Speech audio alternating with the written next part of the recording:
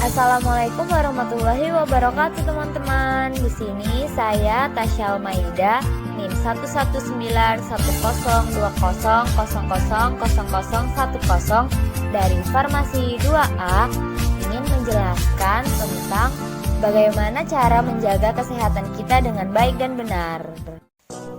Menjaga kesehatan manusia dalam konsep Islam.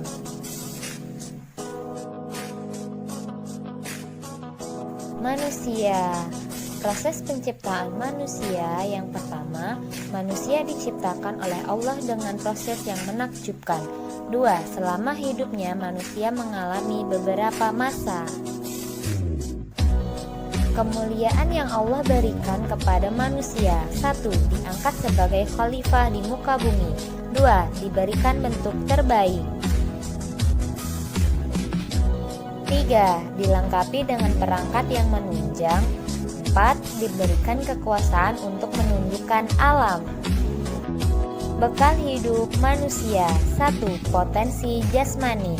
Allah menciptakan jasad yang membutuhkan makanan dan minuman agar tumbuh dan berkembang, dan juga pakaian dan tempat tinggal.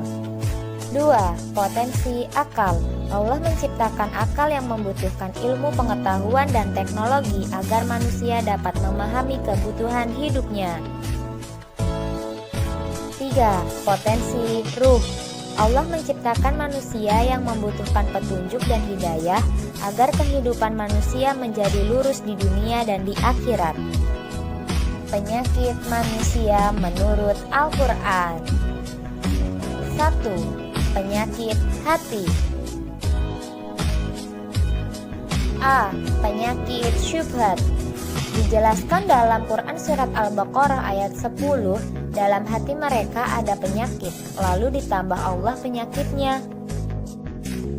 Dan juga dijelaskan dalam Quran surat Al-Mudaththir ayat 31, supaya orang yang di dalam hatinya ada penyakit dan orang kafir mengatakan, apakah yang dikehendaki Allah?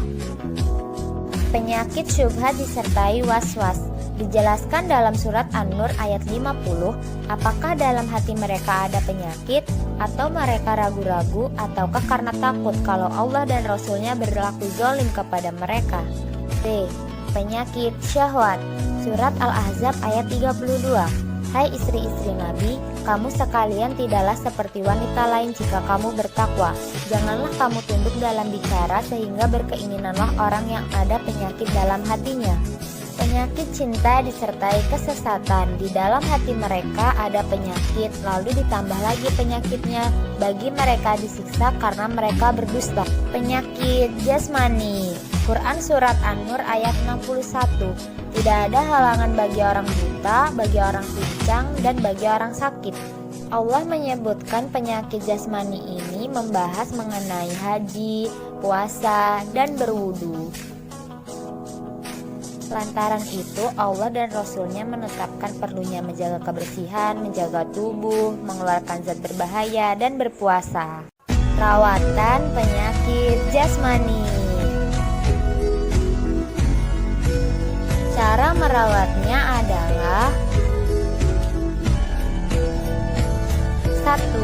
Seperti yang diilhamkan, bila lapar harus makan, bila haus harus minum, bila letih harus rehat, bila mengantuk harus tidur.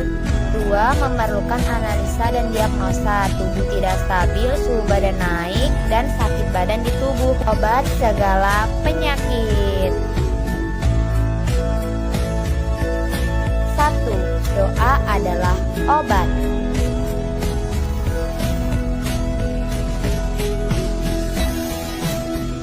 2. Doa akan 1. Memerangi, 2. Mengobati, 3. Mencegah, 4. Menghilangkan atau mengurangi bencana yang menimpa. Doa adalah senjata bagi orang beriman. Hadis riwayat Al-Hakim dalam sahihnya dari Ali bin Abi Thalib. 4. Doa dapat menolak takdir Allah.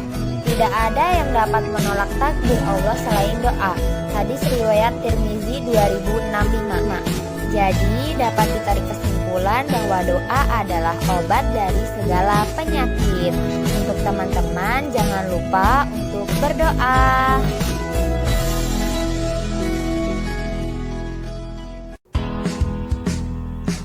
Al-Quran adalah obat segala penyakit.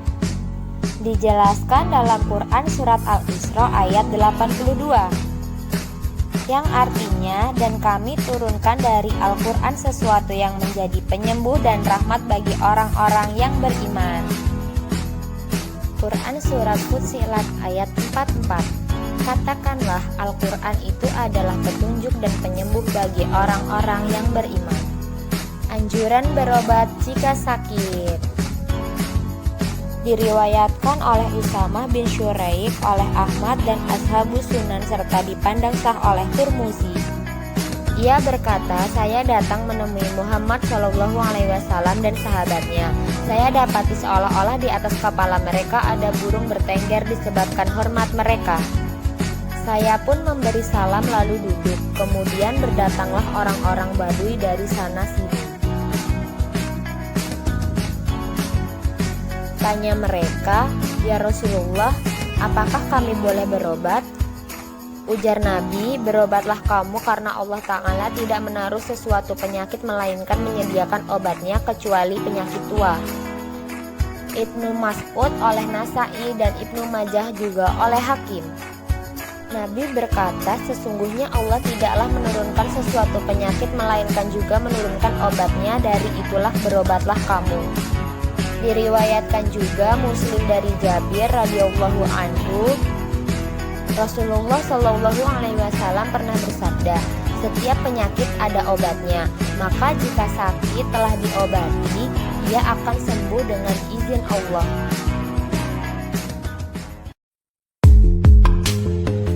Bahan-bahan yang dilarang. 1. Bahan atau hewan yang diharamkan secara syariat memiliki makan, najis, tuak, atau alkohol. 2. Bahan yang dilarang secara khusus, besi panas, dan racun.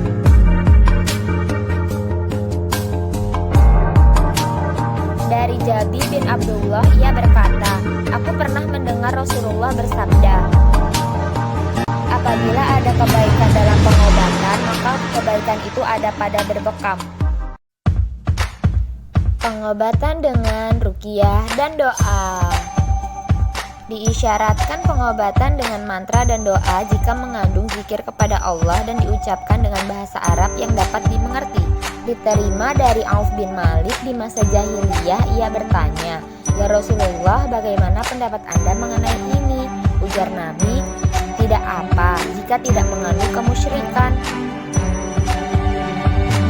Menurut Syafi'i, tidak apa membaca mantra yang terambil dari kitabullah atau zikir-zikir yang diketahui. Pengobatan Islam. 1. Sesuai tuntutan syariah, sumber utamanya adalah Al-Quran. 2. Dapat berupa pengobatan dengan ruqyah dan bahan alam yang tersedia atau kombinasi dari keduanya. 3. Tidak menggunakan bahan yang dilarang atau diharamkan. Bahan-bahan alam yang tercantum dalam Al-Quran. 1. Kurma.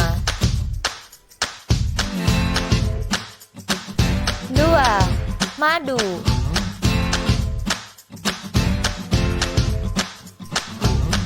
3. Buah tin. 4. Zaitun. 5. Buah delima. 6. Jahe. 7. Pisang. Untuk teman-teman, yuk makan makanan yang sehat, insya Allah bermanfaat untuk tubuh kita. Selamat menikmati. Jangan lupa membaca bismillah. Terima kasih teman-teman sudah menonton video saya. Jangan bosan-bosan ya untuk menonton video saya. Semoga video ini bisa bermanfaat untuk kita semua. Dan juga jangan lupa untuk jaga kesehatan ya teman-teman, agar kita bisa terhindar dari segala jenis penyakit. Semoga kita selalu dalam lindungan Allah Subhanahu wa Ta'ala. Sampai jumpa di lain waktu teman-teman. Wassalamualaikum warahmatullahi wabarakatuh. wabarakatuh.